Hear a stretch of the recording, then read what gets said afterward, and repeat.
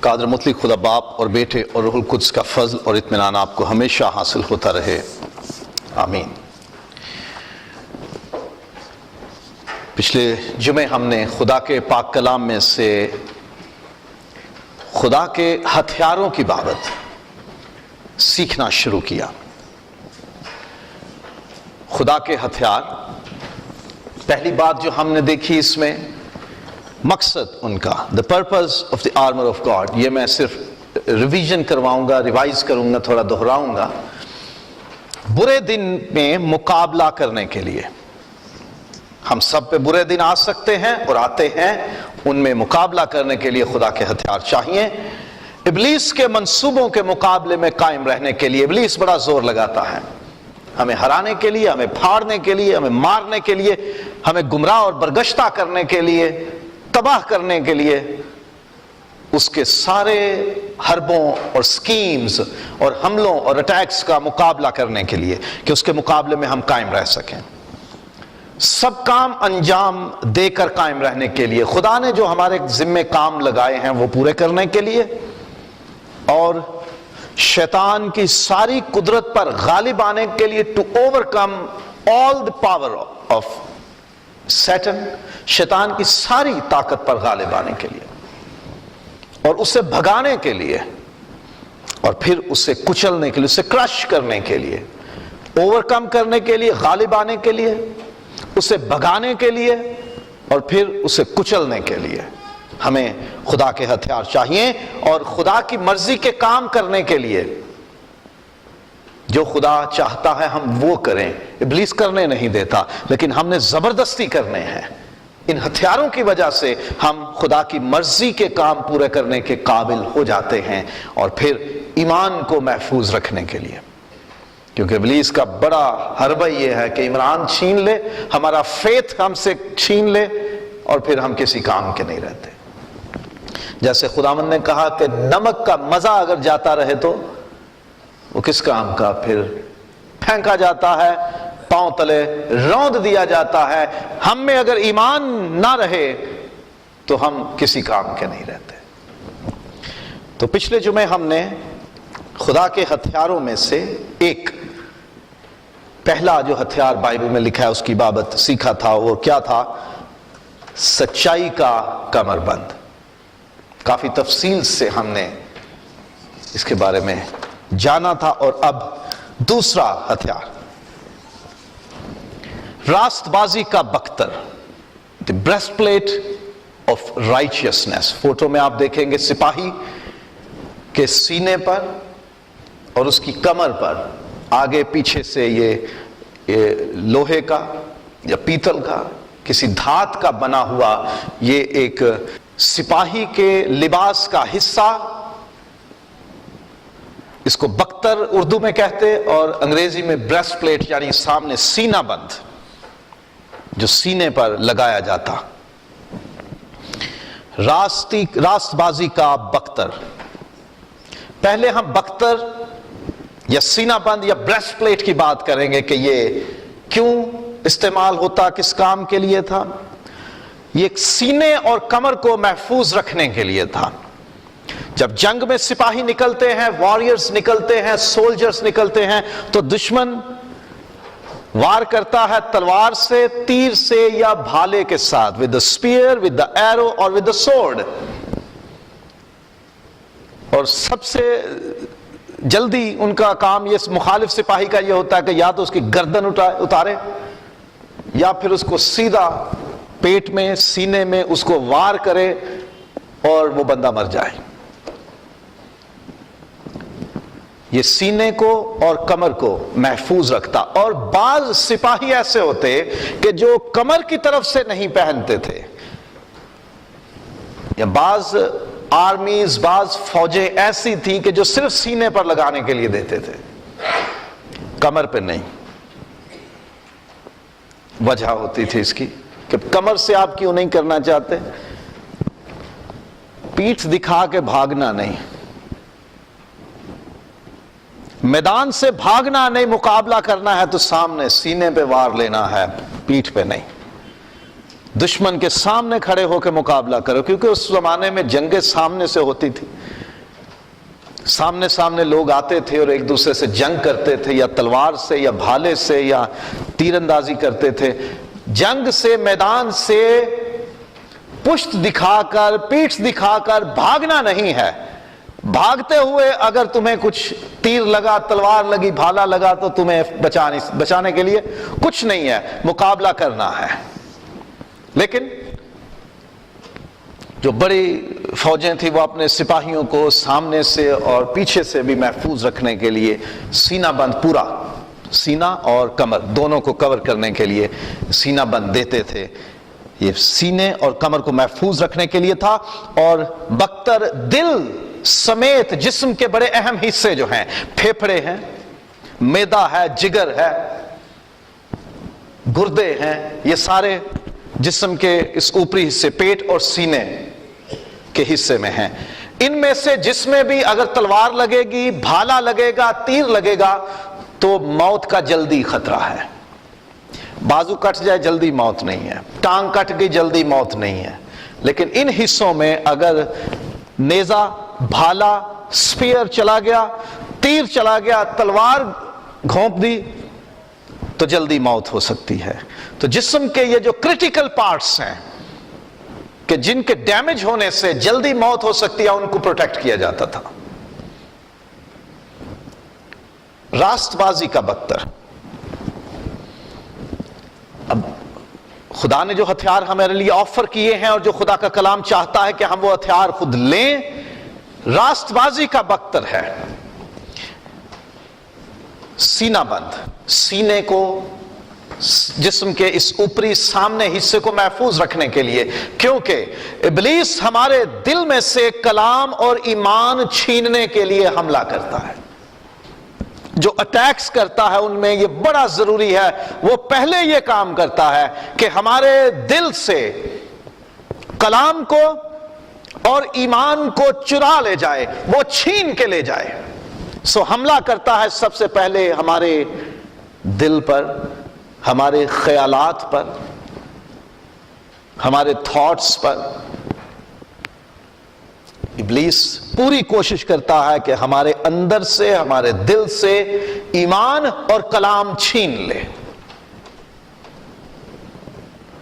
خدا یسوع مسیح نے تمثیل بتائی کہ بیج بونے والے کی، کہ کلام بو دیا، بیج بو دیا، بکھیر دیا، ابلیس آتا ہے اور چرا کے لے جاتا ہے تاکہ جڑ نہ پکڑے، بیج پھلدار نہ ہو۔ یہ ابلیس کا کام ہے کہ وہ کلام کو چرانے آتا ہے، اور یہ ابلیس کا کام ہے کہ وہ ہمارے اندر ایسے خیالات پیدا کرتا ہے کہ ہم ایمان سے گمراہ ہو جاتے ہیں، ہم بے ایمان ہو جاتے ہیں، ہمارا دل بے ایمان ہو جاتا ہے۔ اور ابلیس کا بڑا حملہ ہے کہ آپ پریشانی میں ہو، آپ مصیبت میں ہو، آپ ضرورت میں ہو، تو وہ آپ کو ورغلائے گا، پیچھے لگائے گا اور کہے گا کیا ہو گیا ہے، خدا سے نہیں ملتا تو کسی اور کی طرف چلتے ہیں۔ یہ بھی تو خدا کے لوگ ہی ہیں نا، یہ بھی تو کوئی شیطان کے لوگ تھوڑی ہیں، یہ پھونک مارتے ہیں، کوئی دھاگا کر کے دے دیں گے، کچھ پڑھ کے دے دیں گے، کوئی دم کر دیں گے، کوئی چیز کھانے پینے باندھنے کے لیے دبانے کے لیے دے دیں گے، کیا ہوگا اتنے میں، مشکل تو کٹ جائے گی نا۔ ایمان چراتا ہے، ہمارے دلوں سے کلام چراتا ہے اور ایمان چراتا ہے۔ خدا کا کلام یہ سکھاتا ہے کہ جو جان دینے تک بھی وفادار رہے، یعنی زندگی میں بھی وفاداری، اور جان دینے تک اگر نوبت آ جائے تب تک وفاداری، وہ زندگی کا تاج پائے گا۔ ہمیں زندگی کے تاج چاہیے یا ادھر ہمیں وقتی طور کی شفا چاہیے، وقتی طور کا اپنی سہولت چاہیے؟ یہ ابلیس ہمیں گمراہ کرتا ہے کہ تم ابھی وقتی طور پر ٹھیک ہو جاؤ۔ ابلیس ہمیں جھوٹا دلاسا دیتا ہے، جھوٹا وعدہ دیتا ہے کہ تمہیں خوشی، شفا، شادمانی، برکت، کاروبار میں برکت، ہر طرح کی خوشی مل جائے گی، لیکن وہ وقتی طور پر ہے۔ میں نے مثال بتائی تھی پچھلی بار کہ وہ خوبصورت گھوڑا بن کے آپ کے ساتھ تو جائے گا، لیکن بالآخر وہ گدھا نکلے گا۔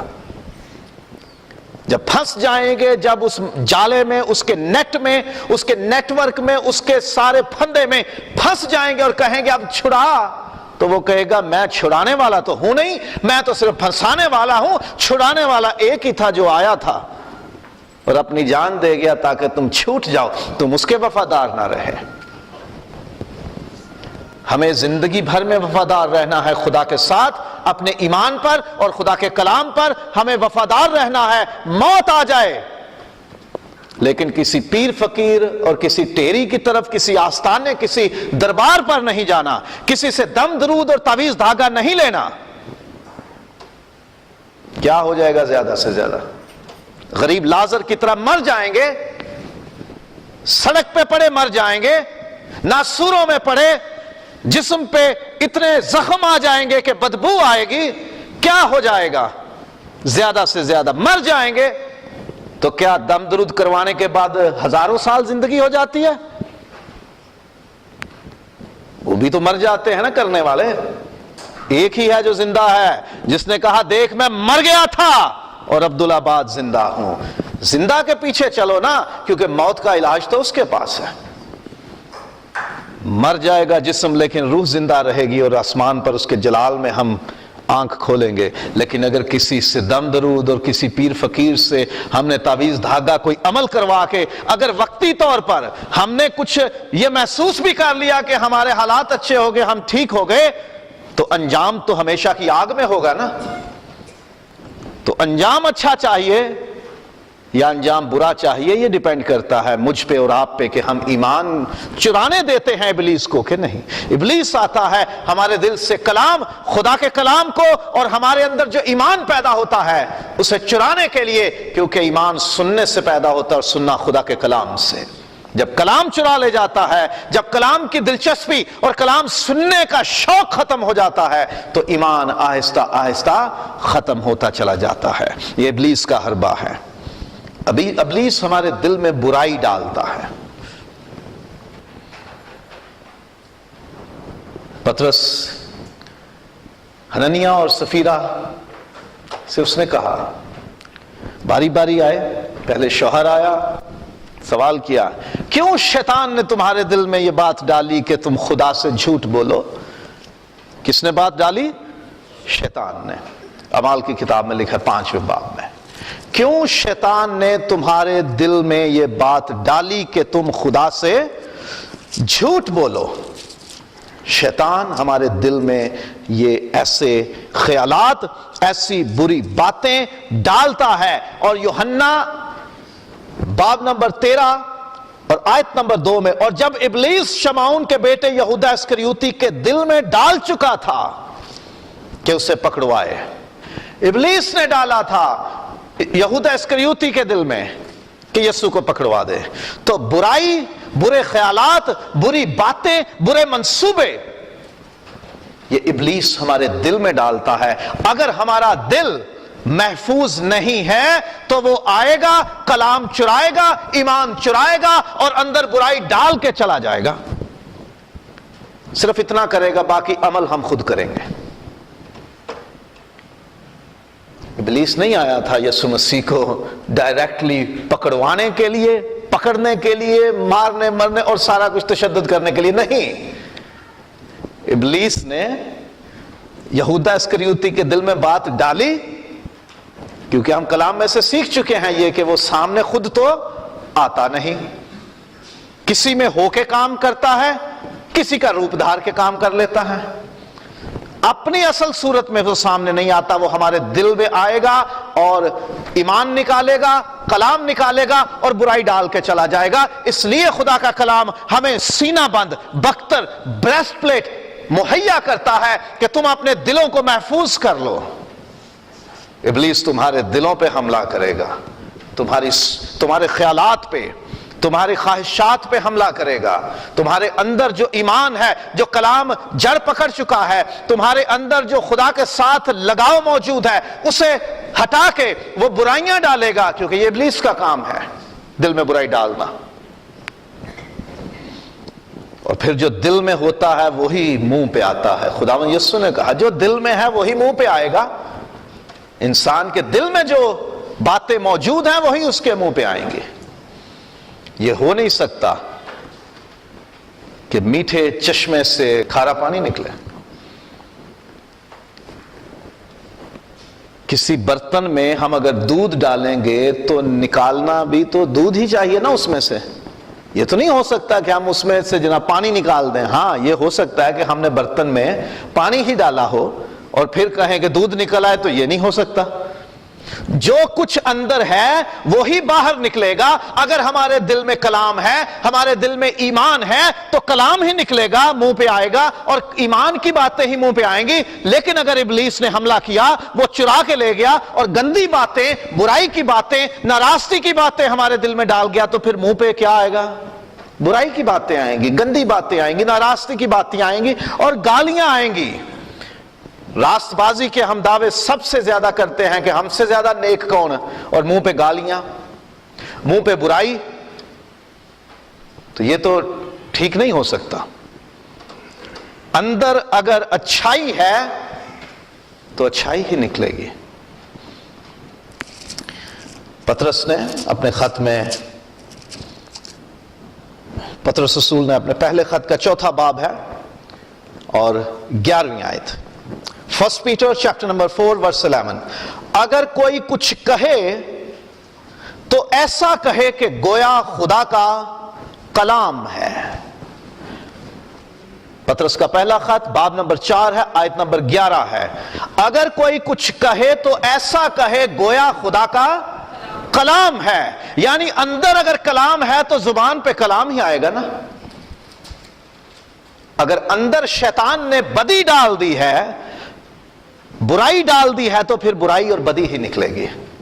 تو خدا چاہتا ہے ہم اس دل کو جس میں ابلیس گندگی ڈالنا چاہتا ہے اس کی حفاظت کریں. جو دل میں ہوگا وہی منہ پہ آتا ہے. راست بازی کا بختر ہمارے دل کے خیالات اور خواہشات پر ابلیس کے حملے سے ہمیں محفوظ رکھتا ہے.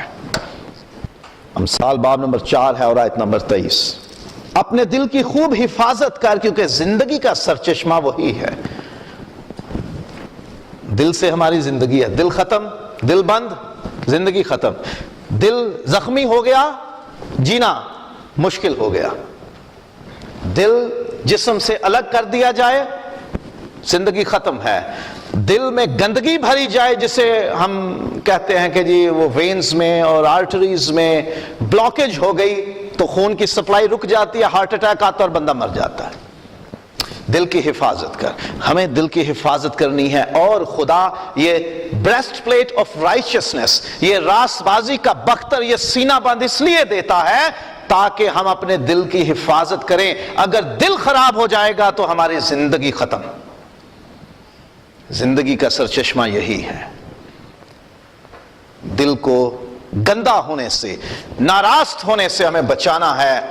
تو یہ راست بازی کی بریسٹ پلیٹ, راست بازی کا بختر ہمیں چاہیے. اور راست بازی کا مطلب کیا ہے؟ راست بازی کا مطلب ہے گناہ اور اس کے اثر سے پاک ہونا. رائچسنس, گناہ اور اس کے اثر سے پاک ہونا. Righteousness means being free from sin and its effects. گناہ اور اس کے اثر سے پاک ہوں تو ہم راست باز ہیں. اب یہ بات کیسی ہو گئی؟ کون گناہ اور اس کے اثر سے پاک ہے؟ خدا کے سوا تو کوئی بھی نہیں ہے. خدا یسوع نے کہا کہ کوئی نیک نہیں, ایک بھی نہیں, صرف خدا ہے پاک. خدا نیک ہے, خدا میں گناہ نہیں ہے. رومیو باب نمبر 3 آیت نمبر 23, سب نے گناہ کیا اور خدا کے جلال سے محروم ہے. دنیا میں کوئی انسان ایسا نہیں جو آدم سے پیدا ہوئے ہیں. آدم اور حوا سمیت جتنے آدم سے پیدا ہوئے ہیں, کوئی یہ نہیں کہہ سکتا کہ میں گناہ سے پاک ہوں. خدا گناہ سے پاک ہے اور کوئی نہیں ہے. ہم سب گناہگار ہیں. اور یوحنا کے پہلے خط میں لکھا, اگر ہم کہیں کہ ہم میں گناہ نہیں تو خود کو فریب دیتے ہیں اور اسے جھوٹا ٹھہراتے ہیں.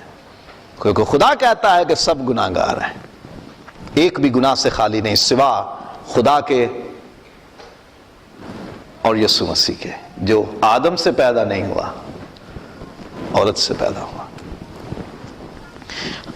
جب ہم گناہگار ہیں اور ہم اگر کلیم بھی کر لیں جی ہم بڑے راست باز ہیں, ہم بڑے پاک ہیں, ہم بڑے اچھے ہیں, تو خدا کا کلام یہ کہتا ہے کہ تمہاری راست بازی, تمہاری نیکیاں, تمہارے اندر جو بڑی اچھائی تم اپنی کلیم کرتے ہو, your goodness is like filthy rags, ناپاک لباس کی مانند ہیں کہ ہم جتنے مرضی نیک ہو جائیں، ہماری نیکی، ہماری گڈنس، ہماری رائچسنس خدا کی پاکیزگی کے معیار پہ پوری نہیں اترتی، کیونکہ اس کے سامنے ہماری راست بازی اس کپڑے کی طرح ہے جس پہ وہ نجاست لگے کہ جسے ہم چھپا کے رکھتے ہیں، انسانی جسم کی وہ نجاست۔ میں زیادہ تفصیل میں نہیں جا رہا۔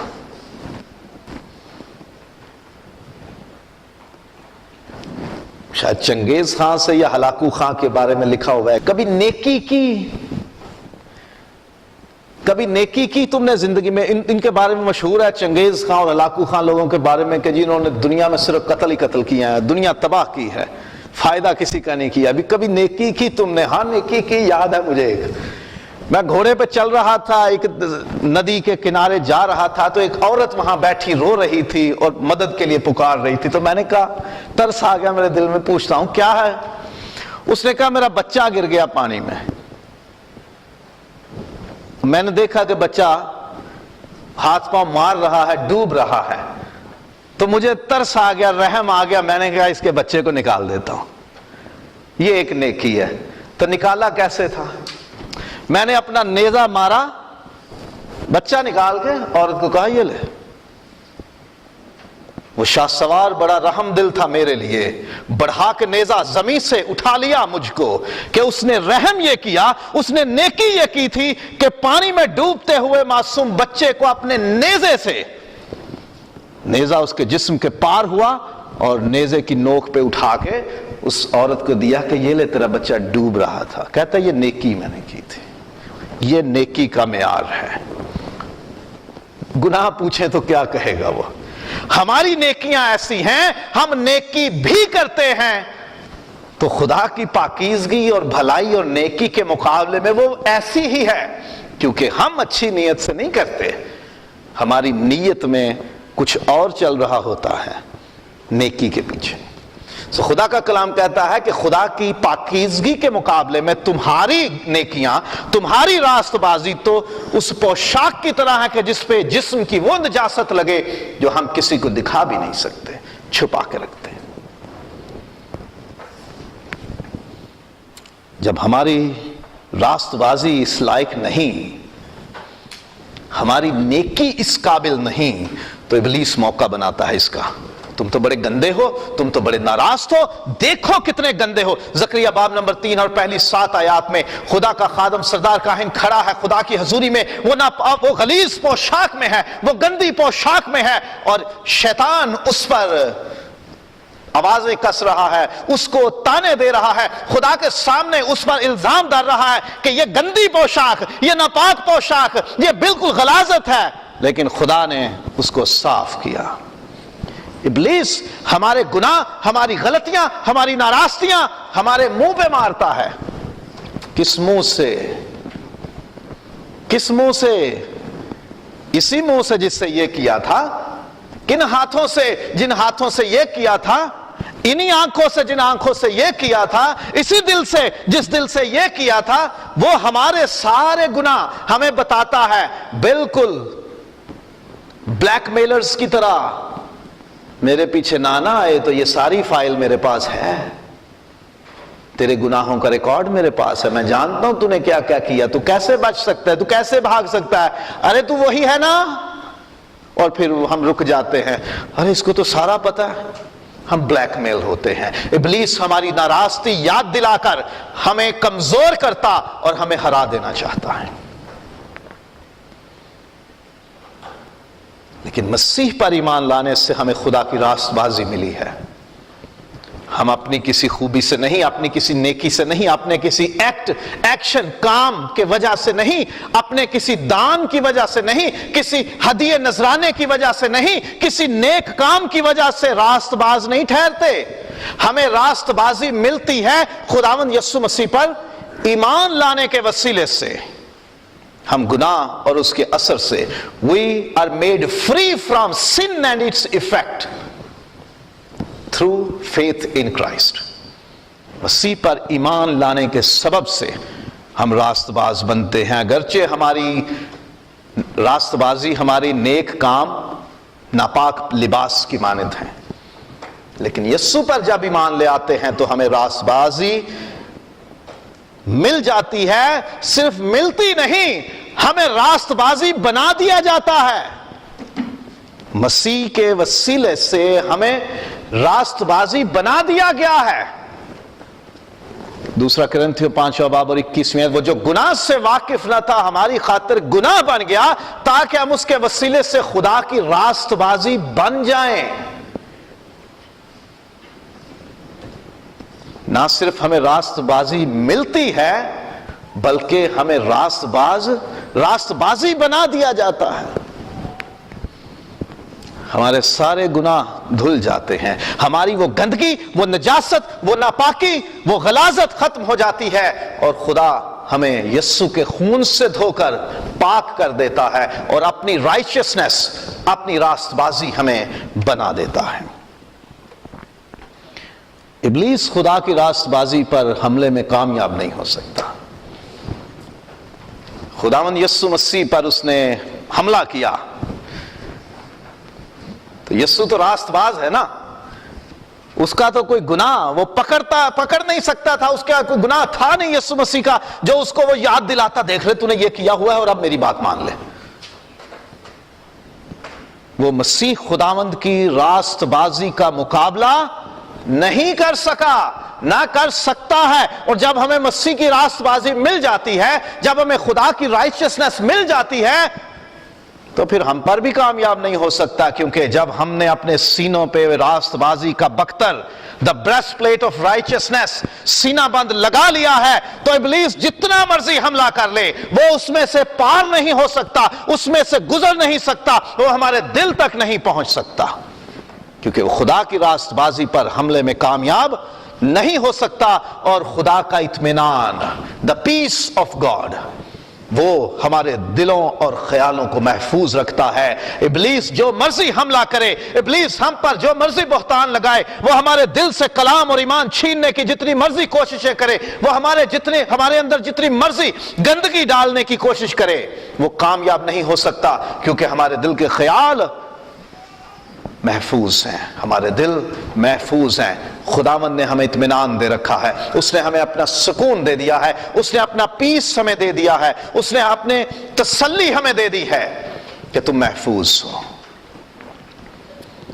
ہم یسوع مسیح کی وجہ سے راست باز بنتے ہیں، اور یسوع مسیح کی راست بازی جب ہم لے لیتے ہیں، یسوع پر ایمان لے آتے ہیں، ہم گناہ کو چھوڑ دیتے ہیں، گناہ سے منہ موڑ لیتے ہیں، خدا سے اپنے گناہوں کی معافی مانگ کر ایک نئی زندگی شروع کر دیتے ہیں، تو خدا ہمیں راست باز بنا دیتا ہے اور ہم مسیح کی صورت پہ ڈھلتے چلے جاتے ہیں. اس کی راست بازی ہم جب پہن لیتے ہیں تو ابلیس ہمارے دلوں میں کامیاب نہیں ہو سکتا، ہمارے دل اور ہمارے خیالات محفوظ ہو جاتے ہیں.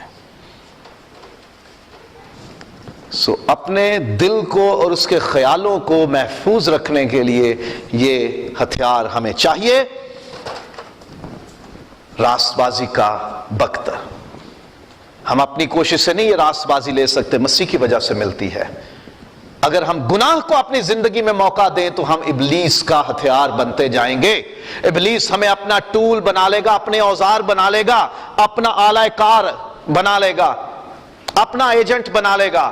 ایک بار گناہ کیا، دوسری بار وہ کہے گا پہلا جو کیا، دوسری بار کیا ہو جائے گا، کچھ نہیں کر، پھر تیسرا، پھر چوتھا، پھر پانچواں، پھر بات بڑھتی چلی جائے گی، پھر عادی ہو جاتے ہیں. وہ بات سنی ہوگی، میں آئی تے بو مکائی، سنی ہے؟ ایک گھر میں جانور ہوتے تھے اور ان کی بہو بیاہی ہوئی آئی تو اسے شروع میں بڑی اسمیل آتی تھی ان جانوروں سے. کچھ دنوں کے بعد اس نے کہا دیکھو میں آئی تو میں نے آپ کے گھر کی اسمیل ختم کر دی ہے. کسی سمجھدار نے کہا بیٹا یہ تیرے دماغ میں بس چکی ہے، تو اس کا حصہ بن گئی ہے، جانور بھی ادھر ہے، ان کی بدبو بھی ادھر ہے، صرف تو ان کے ساتھ کمفرٹیبل ہو گئی ہے. ہم پھر گناہ کو محسوس نہیں کرتے، گناہ کے ساتھ ہم اتنے کمفرٹیبل ہو جاتے ہیں کہ ہمیں گناہ نہیں لگتا. وہ آکڑی گل ہے، چھوٹا جا کہنا، کہہ دے ابو کار نہیں ہے، پاپا کو نہیں بتانا کہ ہم نے نانوں کو فون کیا تھا. ماں بھی سکھاتی ہے بچوں کو کچھ نہ کچھ چھپانے کے لیے. چھوٹی سی بات کی یا فون کی، بڑی بڑی باتیں بھی ہوتی ہیں، کسی کو نہیں بتانا کہ میں نے کس کو کیا گفٹ دیا.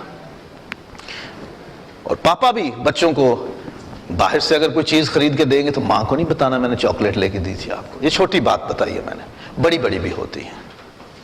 کمفرٹیبل ہو جاتے ہیں, وہ یہ کیا بات ہے, چھوٹی سی بات ہے, کوئی بات.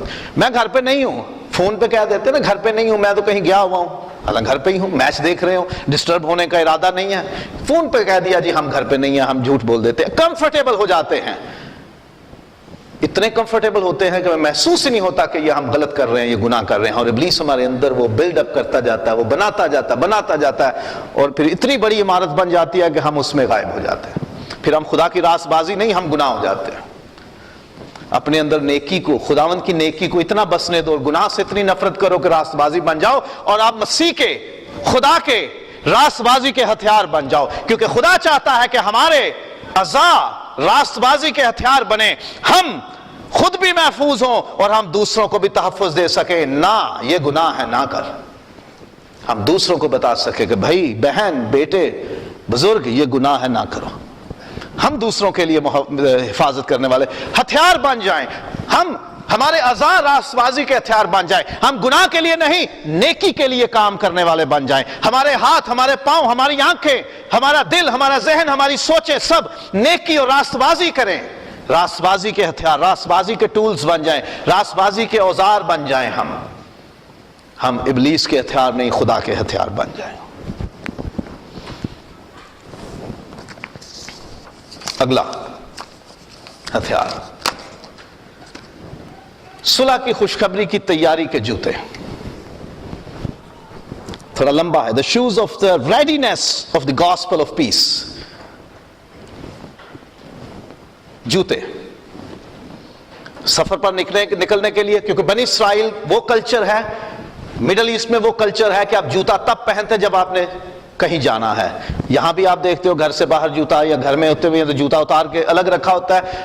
ہر وقت ہم جوتے میں نہیں ہوتے. سفر کی تیاری, کوئی کام کے لیے نکلنا ہے, اس کی تیاری کو ظاہر کرتا ہے. لڑائی کے دوران اگر جوتا نہ پہنا ہو تو کوئی پتھر, کوئی کنکر, کوئی کانٹا, کوئی چیز ہمارے پاؤں میں لگے گی, اونچی نیچی جگہ آئے گی, پتھریلی جگہ, پھسلنی جگہ, کیسی بھی جگہ. اگر جوتا نہیں پہنا ہوا تو ہم زخمی ہو سکتے ہیں. ہم دیکھ بھال کے پاؤں رکھنے کی کوشش کریں گے.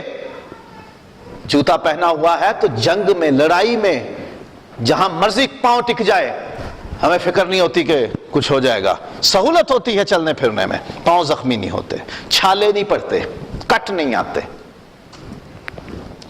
پاؤں اور ٹانگوں کو محفوظ رکھتے ہیں. صرف جوتا ہمارے جوتوں کی طرح, شوز کی طرح نہیں. ایسے بھی جوتے ہوتے تھے کہ جو ٹانگوں تک, اوپر تک تسمے کے ساتھ باندھ دیے جاتے, اور ہماری پنڈلیاں بھی محفوظ رہتی. صرف پاؤں نہیں, ہماری ٹانگوں کے گھٹنے سے نیچے والا حصہ بھی. بعض جوتے ایسے تھے جو کام کرتے ہیں نا کنسٹرکشن میں, پاکستان میں یہ دیکھا میں نے کہ ربڑ کے بڑے لمبے والے شوز, لانگ شوز, جو پانی میں بھی اور سیمنٹ میں بھی لوگ پہن لیتے ہیں. بالکل ویسے شوز جو ہماری گھٹنے سے نیچے کے ٹانگ کا حصہ, ہمارے پاؤں کو محفوظ رکھتے, چوٹ نہ لگے, مڑ نہ جائیں, چلنے پھرنے میں آسانی رہے, اور اگر کوئی وار بھی کرے تو تھوڑی بچت ہو جائے. جیسے سیفٹی شوز پہنتے ہیں, اور فوج میں تو ابھی بھی بڑے سٹرونگ شوز ہوتے ہیں, بوٹ مشہور ہیں فوجیوں کے بوٹ. پھسلنی جگہوں پر مضبوطی سے کھڑے رہنے میں مدد دیتے ہیں, کیونکہ رومی سپاہیوں کا جن کی تشبیہ پولس رسول استعمال کر رہے ہیں, سپائکس ہوتے, نوکیلے ہوتے شوز, نیچے تلوا ان کا, سول ان کا سپائک والا ہوتا, سپائکس والا, نوکیلے ہوتے کہ جہاں زمین پر رکھ دیتے ادھر جم جاتے. تو پھسلنی جگہ ہیں تو وہاں کھڑے رہنے میں مدد دیتے, چلنے میں مدد دیتے. اور چونکہ سپائکس ہوتے تھے, نوکیلے ہوتے تھے, اگر کوئی دشمن لڑائی ہوتے ہوئے, دو بدو لڑائی ہوتے ہوئے, face to face, hand to hand لڑائی ہوتے ہوئے آ جاتا, زمین پہ گر جاتا, تو اسی سپائکس کو لے کے ٹھک چلو جی, اس کا چہرہ, اس کے ہاتھ یا جسم کا کوئی حصہ جو پاؤں کے نیچے آ جاتا کچل دیتے اسے. کیونکہ سپائکس ہوتے چھوٹے چھوٹے, اس میں سولیں جیسے ہوتی ہیں, نوکیلی ہوتے تو کچلنے کے کام آتا دشمن کو، جب اس کو گرا لیتے تو پھر پاؤں کے ساتھ اس کو کچل دیتے۔ صلح کی خوشخبری کی تیاری کے جوتے۔ ابلیس کا حربہ ہے وہ ہمارے بنیاد ہلاتا ہے۔ پیدائش باب نمبر 3 اور آیت نمبر 15 میں، تو اس کی ایڑی پر کاٹے گا، جب ایڑی پر کاٹے گا تو وہ اچھلے گا اور گر پڑے گا۔ کسی کو اس کی ہیل پر، اس کی ایڑی پر جب چوٹ لگے، وار ہو جائے، تو اس کے لیے کھڑا رہنا ممکن نہیں رہتا۔ ایڑی پہ کاٹے گا تو پورا بدن متاثر ہوگا، بنیاد ہل جائے گی اور گر پڑے گا۔ ابلیس حملہ کرتا ہے ہماری بنیاد ہلانے کے لیے، کمزور کرنے کے لیے۔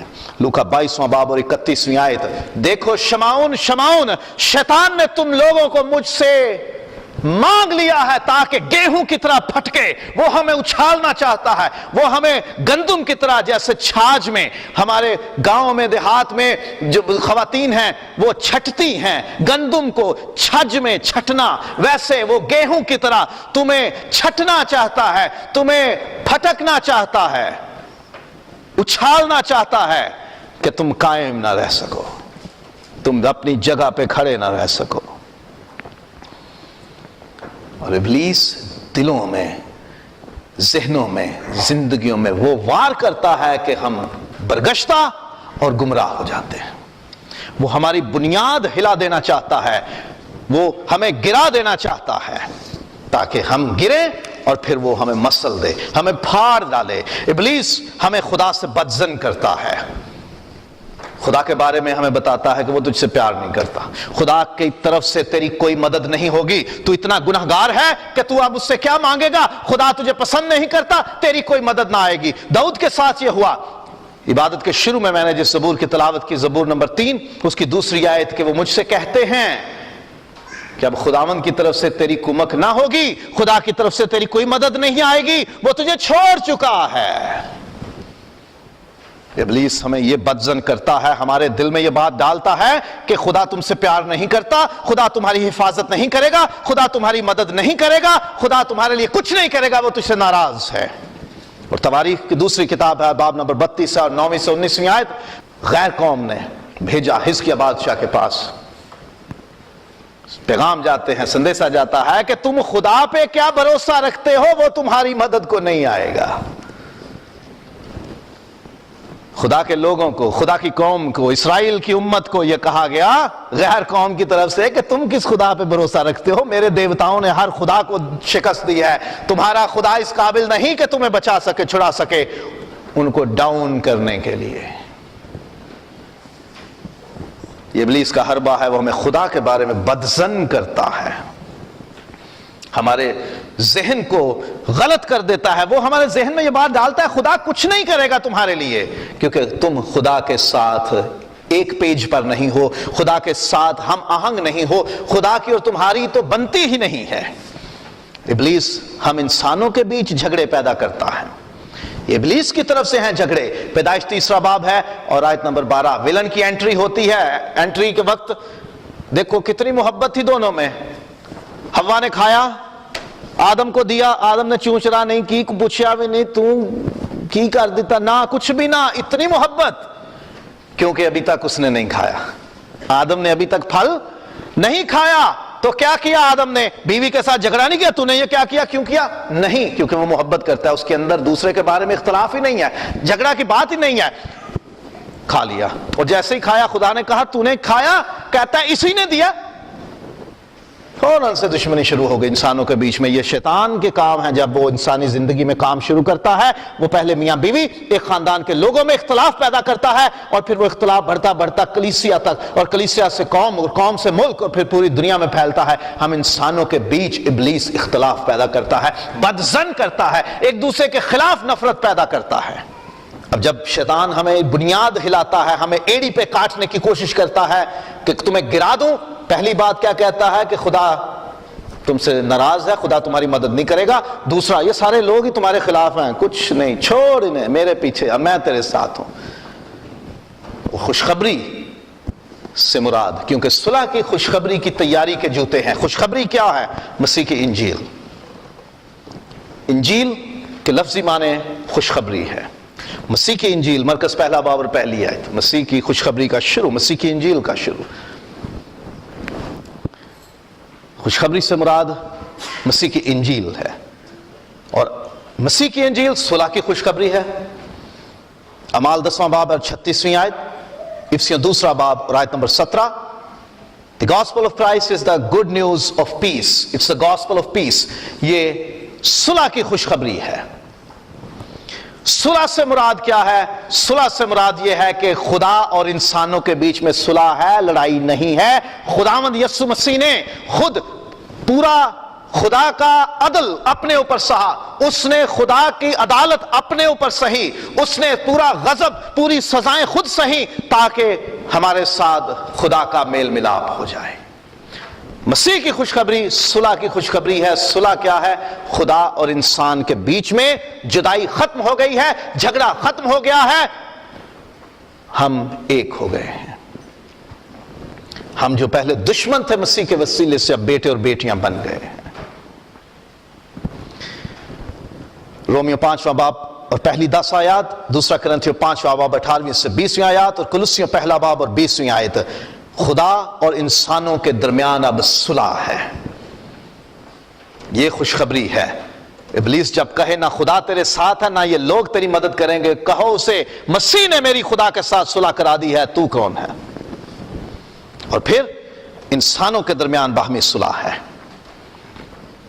لوکا 2 باب اور 14ویں آیت، فرشتے جب مسیح پیدا ہوا تو انہوں نے گیت کیا گایا، عالم بالا پر خدا کی تمجید اور زمین پر ان آدمیوں میں جن سے وہ راضی ہے صلح. آدمیوں میں صلح، انسانوں کے بیچ صلح کرا دی خدا نے. غلطیوں 3 باب اور 26 سے 28ویں آیت، جو پہلے خارج تھے، تم جو پہلے خدا کے وعدوں میں شامل نہیں تھے، اب شامل ہو گئے ہو، اب نزدیک آ گئے ہو. اب یہودیوں میں اور غیر یہودیوں میں تمیز ختم ہو گئی، ایمان کے وسیلے سے سب ایک ہو گئے ہو. وہ دیوار جو دشمنی کی تھی وہ گرا دی گئی ہے. یسوع نے انسانوں کو آپس میں ایک کر دیا ہے، آپس میں محبت پیدا کر دی ہے. اب نہ کوئی یہودی رہا، نہ یونانی، نہ ویشی، نہ سکوتی، نہ غلام، نہ آزاد، نہ مرد، نہ عورت، سب ایک ہیں، مسیح میں ایک ہیں، اور سب میں مسیح ہے. ایک ہوتے ہیں، ہماری صلح ہوتی ہے. ابلیس کہتا ہے تیرا جھگڑا ہے اس کے ساتھ، جھگڑا ہی رہنے دے، تو اس کو چھوڑ. بولو مسیح نے میری صلح کرا دی ہے، میں جھگڑا نہیں رکھوں گا. اور تیاری سے مراد ہر وقت ریڈی، مستعد اور بیدار. پولس رسول نے تیموتھیوس کو اپنے شاگرد کو بتایا وقت بے وقت مستعد رہے، حالات جیسے بھی ہیں، وقت جیسا بھی ہے، ریڈی رہو، تیار رہو، کیونکہ تمہارا دشمن پھاڑنے والے ببر کی طرح، گرجنے والے ببر کی طرح اس گھات میں ہے، نکلا ہوا ہے کہ پھاڑ کھائے. تیار رہیں. اب یہ جوتے تیاری کو ظاہر کرتے ہیں. انجیل کو اپنے اندر لے لو، مسیح خداوند کی خوشخبری کو، صلح کی خوشخبری کو اپنے اندر لے لو، اور ابلیس کو کامیاب نہ ہونے دو. ہماری صلح ہو چکی ہے، ہم انجیل کے ساتھ تیار ہیں، خوشخبری ہمارے اندر ہے. مسیح کی انجیل پر اپنا ایمان قائم رکھنا ہے اور کبھی اس سے ہٹنا نہیں. یہ خوشخبری ہمارے اندر قائم رہے. اور اس خوشخبری کے علاوہ اگر کوئی خوشخبری ہمیں دیتا ہے تو کلام کہتا ہے کہ وہ ملعون ہے. کوئی اور خوشخبری ہمیں نہیں چاہیے. مسیح کی انجیل پر اپنا ایمان قائم رکھنا ہے اور مسیح کی انجیل کو تھام کے آگے بڑھنا ہے. مسیح کی انجیل کو تھام کے آگے بڑھنا ہے، کیونکہ پاؤں میں ڈالنی ہے نا یہ خوشخبری کی تیاری کے جوتے. آگے بڑھنا ہے. یہ انجیل کی خوشخبری کی تیاری کے جوتے جب پہنے ہوئے ہیں، خواہ کیسی بھی زمین کیوں نہ ہو، ہم آرام سے چلیں گے، کیونکہ یہ ہمیں مضبوطی دیتے ہیں.